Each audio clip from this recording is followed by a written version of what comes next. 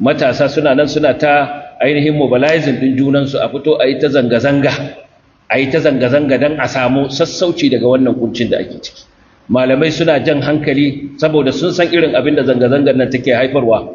Mu karan kanmu a nan duk sanda aka yi zanga-zanga sai an cutar da al'umma, an fasa wa mutane shaguna, an fasa musu kantuna, an kwashe musu dukiya, wani lokaci ma ya kai ga zubar da jini. Ƙasashe da yawa da suka ɗauko hanyar zanga-zanga cewa ita za ta gyara musu ga halin da suka shiga ciki. Allah yana cewa atabiru ya ulil absar, masu basira ku ɗau izina. Me yasa Allah yake ba mu labarin al'ummomin da suka wuce da abin da ya faru gare su? Ai dan mu ɗau izina ne, dan mu ɗau darasi. Haka wannan hanya ce ta masu hankali su ɗau darasi. Malamai suna jan hankali, matasa suna zagin su. Yaro ya ce ko an biya ku an ba ku kuɗi an yi kaza sai mun yi kaza sai mun yi kaza. Waɗannan matasan masu zagin malamansu, masu cin zarafin malamansu, su ne suke ganin za su wuce gaba a samu canji. Ta ina? Yaron da ya rasa tarbiyya ta ina zai iya wucewa gaba ya kawo mana canji? Canji zai samu ne ta hannun matasa masu tarbiyya, masu hankali, masu addini, masu ilimi. Amma ba matasan da ba su ɗauki malamansu a bakin komai ba. Dan ka saba wa malaminka a ra'ayi, ba za ka ci zarafinsa ba, ba za ka tuhumi niyyarsa ba, ba za ka ce an saye shi, an biya shi, an yi kaza, an yi kaza. Wannan maganar malamai suke yin ta ba tun yanzu ba kuma iyalan ƙasar ba. Duk inda malaman sunna suke suna jan hankali akan wannan, saboda irin abin da yake haifarwa a cikin al'umma. Amma saboda rashin tarbiyyar da ta riga ta yi kakatutu a cikin al'ummar mu, matashi sai ya shiga wannan kafa ta sadarwa har wani cewa yake zai jawo rigar malami in ya hau minbari ya ce kasu zanga-zanga. Saboda haka mu shiga taitayin mu, Allah ba abin wasa bane, kuma sunnar Allah ajiye take, ba wanda ya isa ya canza ta. Ba inda zanga-zanga za ta canza maka sunnar Allah. Abinda Allah ya ce inna Allah la yughayyiru ma biqaumin hatta yughayyiru ma bi anfusihim. Daga cikin darasin da zamu dauka daga wannan shine wato godewa Allah subhanahu wataala akan ni'imar da yayi. Duk wata ni'imar da Allah ya maka ka gode masa. Ana godiya ga ni'imar Allah ta hanyar kyawawan ayyuka. I'malu ala Dawud shukra. Ku yi aiki domin nuna godiya. Ayyuka za mu yi kyawawa don mu nuna godiya bisa ga ni'imar da ta gabata, sai Allah ya ƙara mana, la in shakartum la azidannakum. Saboda haka annabi Musa alayhi salam da Allah ya masa ni'ima shi da mutanansa ta hanyar tsirar da su. To iz qala Musa liqaumihi ya qaumi zkuru ni'matallahi alaykum id anjaakum min ali fir'auna yasumunakum su'al azab يذبحون أبناءكم ويستحيون نساءكم يسومونكم سوء العذاب ويذبحون أبناءكم ويستحيون نساءكم وفي ذلكم بلاء من ربكم عظيم. النبي موسى يتي ومتانا سكتنا نئمر دا الله يمكو يعني da ya tsirar da ku daga mutanen Fir'auna waɗanda suke gana muku azaba kuma suke kashe ƴaƴanku suna barin ƴaƴanku mata dan su yi musu hidima. Allah ce akwai bala'i babba a cikin wannan. Saboda haka annabi Musa sai ya azumi, mutanensa suka yi azumi domin nuna godiya ga Allah subhanahu wataala. To duk sanda Allah ya maka ni'ima, yi kokari kai kyawawan ayyuka a cikin wannan ni'imar sai Allah ya ƙara maka.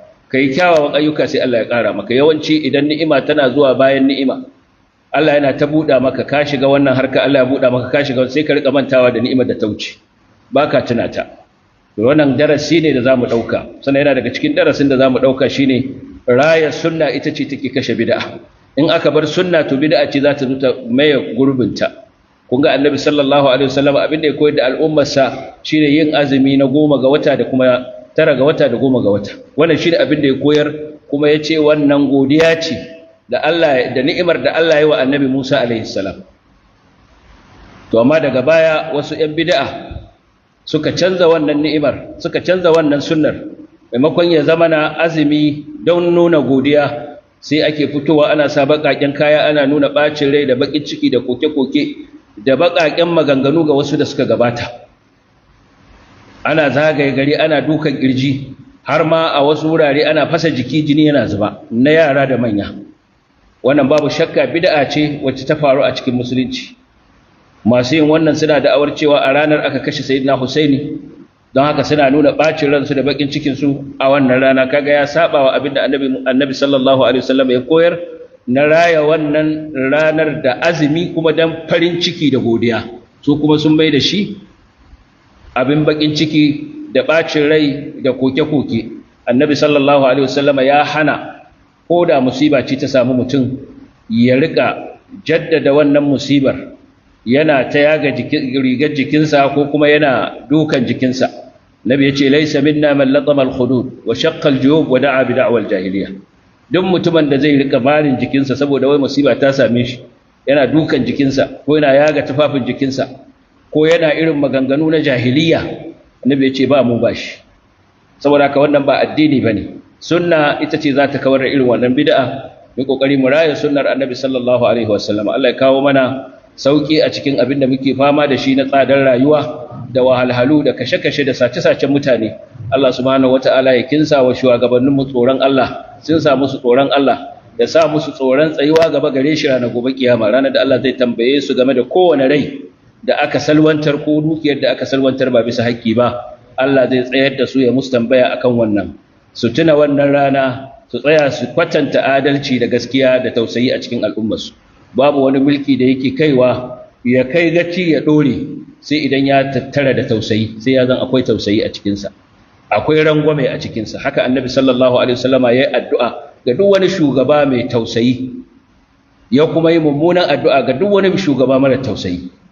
Annabi sallallahu alaihi wasallam ya ce ya Allah, duk wani shugaba da Allah ya dora shi akan al'umma ta ya tausaya musu, Allah ka tausaya masa. Sannan ya addu'a ya ce ya Allah, duk wani shugaban da ka dora akan al'umma ta ya tsananta musu, Allah ka tsananta masa. Saboda haka wannan addu'a ce ta manzo sallallahu alaihi wasallam, ba za ta tafi a banza ba. Mun yi imani dukkan shugaban da ya tausaya wa al'umma Allah sai ya tausaya masa. Duk wanda zai tsananta kuma Allah sai ya tsananta masa. Mu tsananta wajen addu'a musamman a cikin wannan wata da za mu yi waɗannan ayyuka na ibada a cikinsu, musamman ranar Ashura da za mu yi azumi da Tasu'a. Mu yi addu'a ga ƙasarmu, Allah subhanahu wataala ya kawo mana zaman lafiya, Ubangiji ya gyara tsakaninmu, ya gyara mana zukatanmu. Ubangiji subhanahu wataala ya ba mu damana mai albarka, Allah ya ba mu damana mai albarka, Allah ya ba mu arziki mai albarka.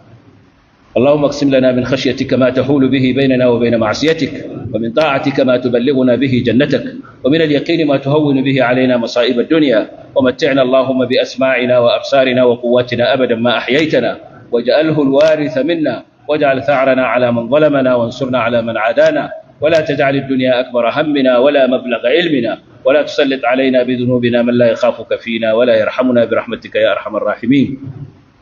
اللهم آت نفوسنا تقواها وزكها أنت خير من زكاها، أنت وليها ومولاها. اللهم صل على محمد وعلى آل محمد كما صليت على إبراهيم وعلى آل إبراهيم إنك حميد مجيد، وبارك على محمد وعلى آل محمد كما